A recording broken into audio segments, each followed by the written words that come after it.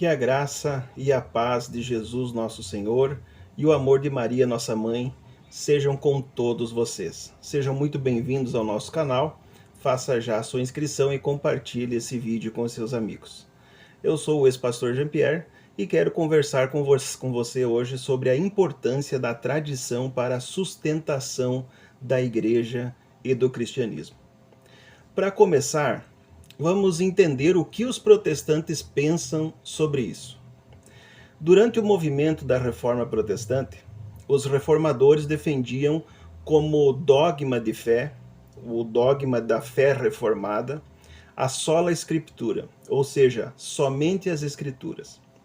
Apesar de os reformadores, como Lutero, Calvino, Zwinglio, Knox, não serem tão radicais como os protestantes de hoje, como os pentecostais, como os neopentecostais, eles ensinavam basicamente que a doutrina de somente as Escrituras significava que, quando houvesse uma discordância entre as Escrituras e a tradição, se haveria de optar então pela tradição, o que já seria um raciocínio censurável em si mesmo, pois foi a igreja quem deu origem ao Novo Testamento, por exemplo, e não o Novo Testamento que deu origem à igreja. Isso é, antes de os livros do Novo Testamento serem escritos, os apóstolos já estavam pregando o evangelho há pelo menos 50 ou 60 anos. Os evangelhos de Mateus, Marcos, Lucas e João não foram escritos por Jesus.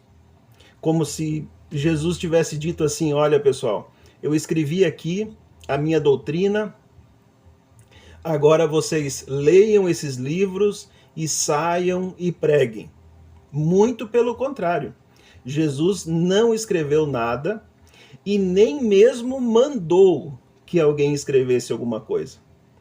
Mas o próprio Jesus disse, no Evangelho de João, capítulo 14, versículo 26, mas aquele, o Consolador, o Espírito que o Pai enviará em meu nome, vos ensinará a guardar todas as coisas e vos fará lembrar de tudo quanto vos tenho dito. Eu quero frisar aqui as palavras do próprio Senhor Jesus. O Espírito Santo vos ensinará e o Espírito Santo vos fará lembrar. E foi a partir desse agir do Espírito Santo que no decorrer dos séculos as Escrituras Sagradas e a Sagrada Tradição foram se desenvolvendo.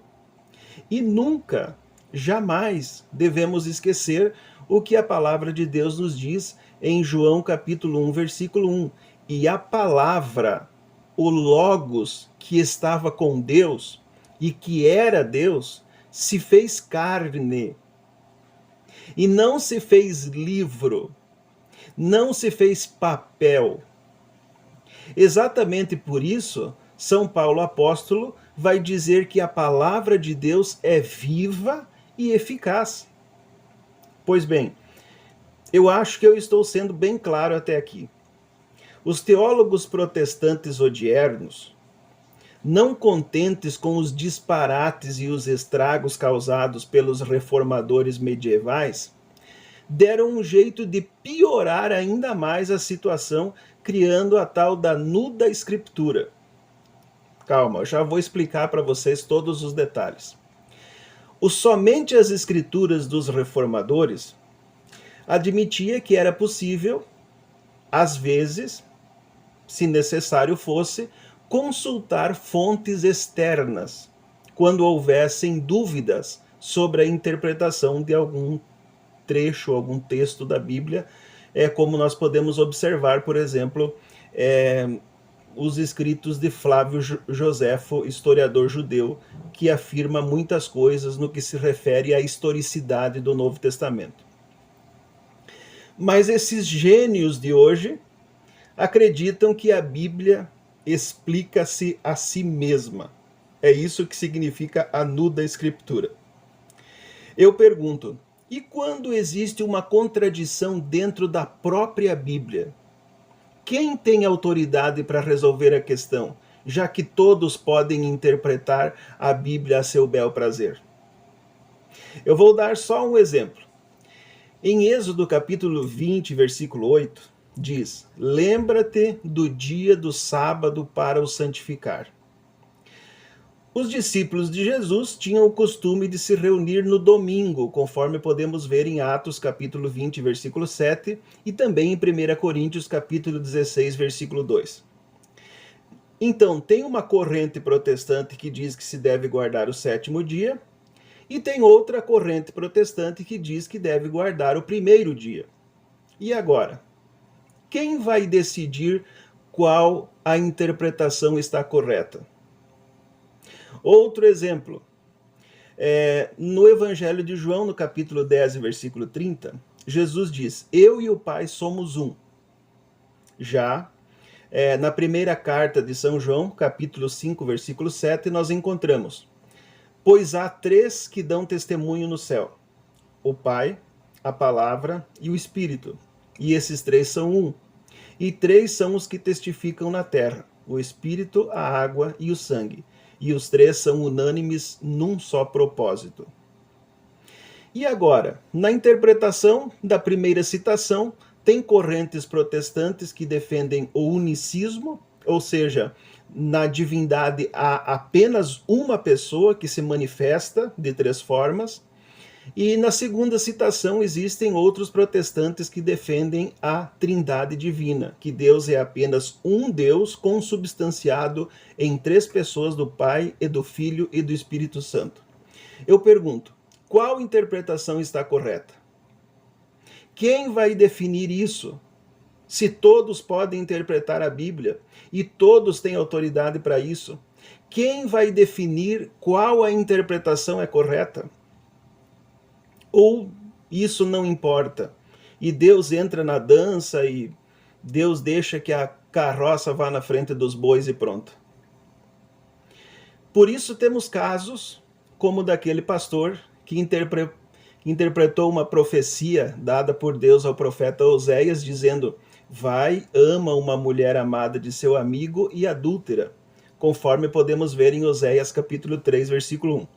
O pastor leu esse texto e entendeu que Deus estava falando diretamente com ele, que ele, o pastor, devia tomar a mulher do seu amigo e adulterar com ela.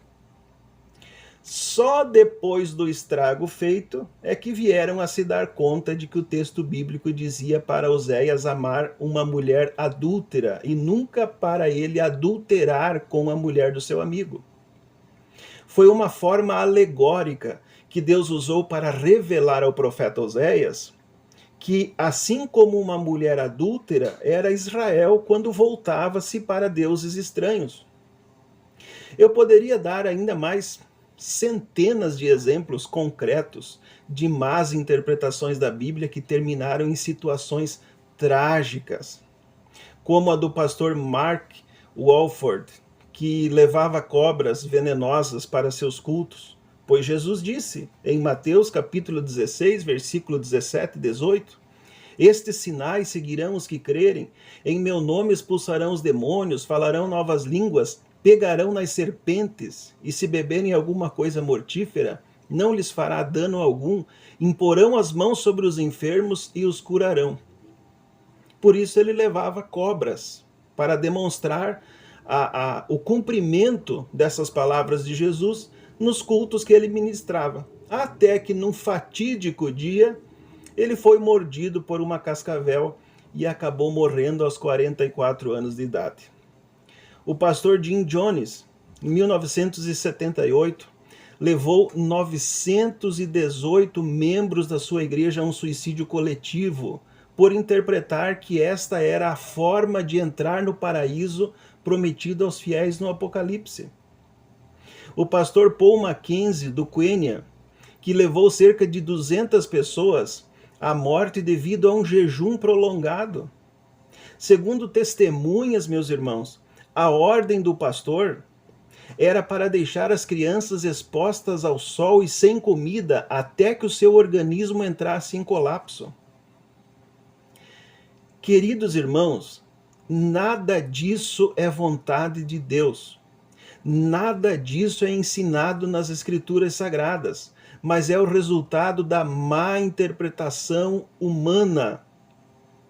É aquilo que São Pedro, o nosso primeiro Papa, nos ensina na sua segunda carta, capítulo 1, versículo 20, sabendo primeiro isso, que nenhuma profecia das Escrituras é de particular interpretação.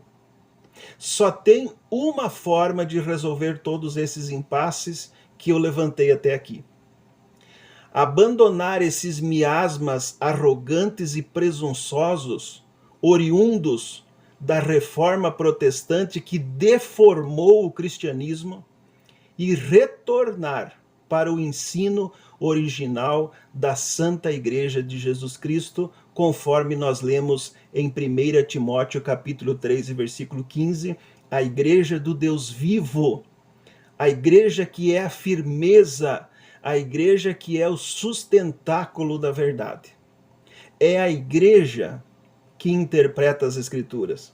É a Igreja quem define a sua interpretação.